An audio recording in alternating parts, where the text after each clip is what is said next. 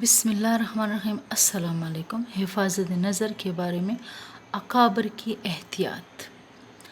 حضرت مولانا عبدالقادر رائے پوری رحمۃ اللہ علیہ خود فرماتے ہیں کہ میں نے جب قرآن میں پڑھا کہ ایمان والوں سے کہہ دیجئے کہ نگاہ نیچے رکھے تو مجھے نگاہ نیچے رکھنے کی عادت پڑ گئی۔ میں باہر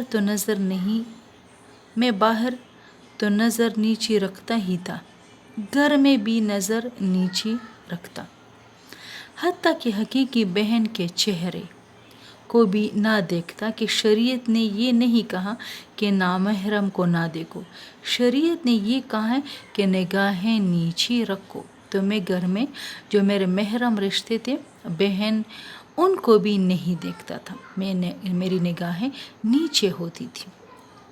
فرماتے ہیں کہ یہ نگاہیں نیچے رکھتے رکھتے ایک وقت آ گیا کہ میں اپنی سگی بہن کی شکل بھول گیا۔ میں یہ بھول گیا کہ یہ میری سگی بہن ہے۔ اگر اس کو دوسری لڑکیوں کے ساتھ بٹھا دیا جاتا تو میں شکل سے نہ پہچان پاتا۔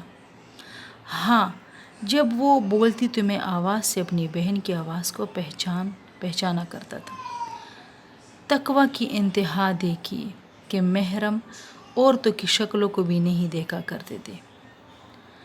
تو ہمیں بھی چاہیے کہ ہم اپنی نگاہوں کو نیچے رکھیں۔